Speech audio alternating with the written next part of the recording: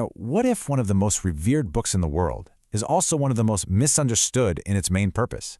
Today, we're diving into this really powerful idea that the Quran isn't just the sacred object we keep on a high shelf. It's meant to be a practical manual for life, a user's guide. So let's get into it. This quote, wow, it just cuts right to the heart of the issue, doesn't it? It points to this huge disconnect. Think about it. We defend the book, right?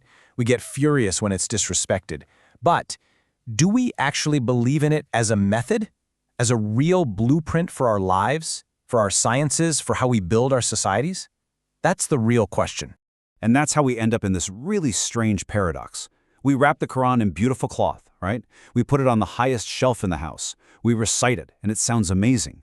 But when you get down to the actual content, there's this massive gap between how much we revere it and how much we actually use it in our day-to-day lives. Okay, so this brings us to our first big idea, which really gets into this paradox. And it's this great analogy. We treat the Quran like a highly respected employee, whose advice we never, ever ask for. Yeah, Dr. Naif bin Nahar has this brilliant way of putting it. Imagine you've got this incredible employee. So you give them this luxurious, fancy office. Every morning you walk past, you greet them with so much respect, but you never, ever let them into the boardroom where the real decisions are made. It's like we're saying, oh, you're too sacred, too great to be used. Just stay here where you're safe.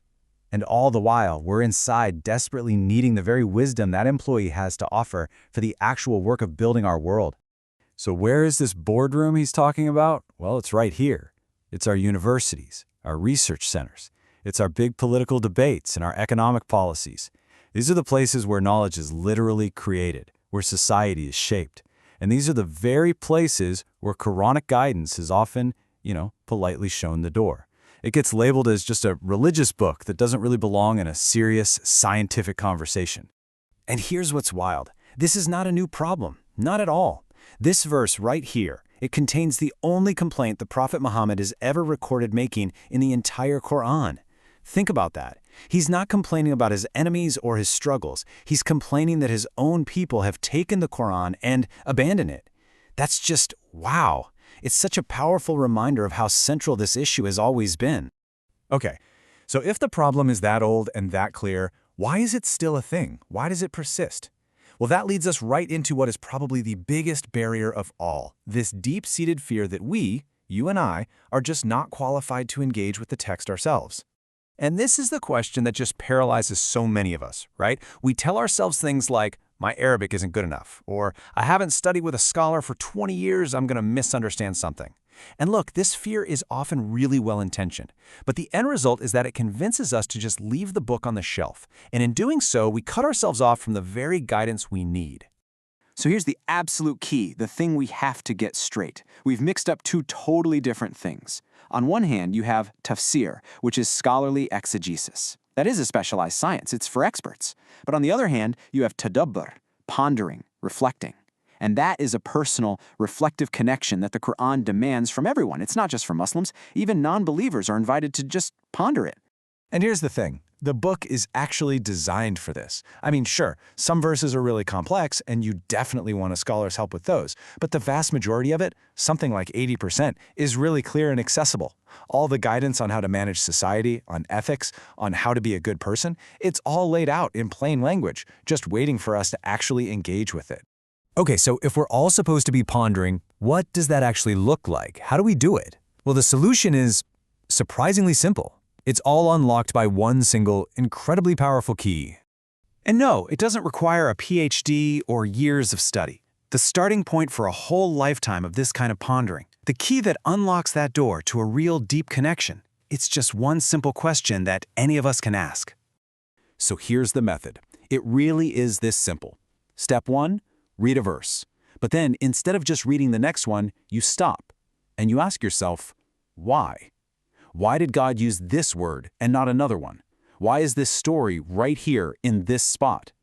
Just asking why completely changes the game. It turns passive reading into an active investigation. And you will be absolutely amazed at how the text just starts to open up to you. Okay, let's try it with something we all know. The very first chapter, Al-Fatiha, that we recite in every prayer. Why does it start with all praises for God and not all thanks? I mean, What's the difference? And why Lord of the worlds, plural, not just Lord of the people? And here's a fun one. Have you ever realized it's the only chapter that's spoken entirely from our perspective, from a human's point of view? See, just asking these why questions, that's the start of a whole journey of discovery. And once you start using this key, this why question, you begin to see something incredible. You realize the Quran isn't just a book about personal piety or ethics. It's offering these huge foundational principles for pretty much every field of human knowledge. I mean, just look at this. For politics, it lays out ideas about the balance of power and deterrence that can lead to peace. For sociology, it gives us a value-based standard to even define what a social problem is in the first place. And for psychology, wow, it offers this incredibly detailed diagnostic model of the human psyche. These aren't just, abstract religious ideas. These are hardcore foundational principles for building a civilization. Now, let's be super clear about something. The goal here isn't to throw out science or sociology or psychology, not at all. The idea is that the Quran doesn't replace science, it guides it. It gives all of our knowledge a moral compass, a set of values, a higher purpose. It's about making sure the powerful tools we develop are used for wisdom and not just for raw power. And all of this leads to the ultimate goal, the whole point of a Quran-centered education.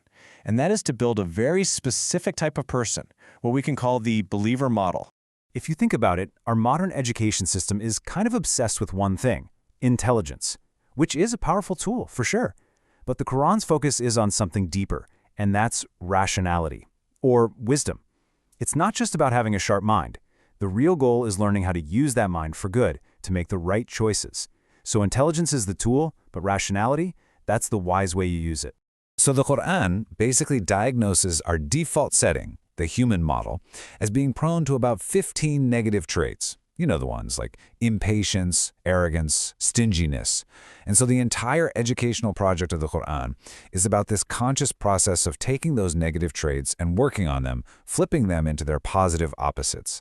And that's how you build the believer model, a person who has inner strength, stability, and real wisdom. So what does this person actually look like, walking around in the real world? Well, they're free in their mind. They're not just a slave to trends or popular opinion. They're stable in themselves. They don't get shaken by every little thing. This is a person who is fair even to their enemies. Someone who is humble with their parents, loyal to their partner, helpful to the weak, and is a fierce protector of other people's honor. I mean, these are real tangible outcomes. And when you put all this together, the result is something you could call psychological immunity. It's a great term.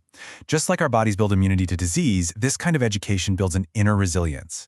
It's a kind of spiritual and mental strength that protects you from despair, from crippling fear, and from that sort of emotional fragility that we see everywhere in the modern world.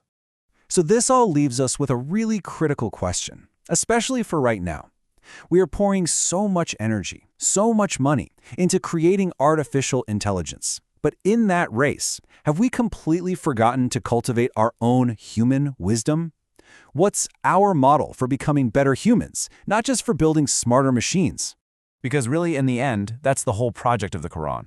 It's a book whose teachings were never meant to just stay on the page.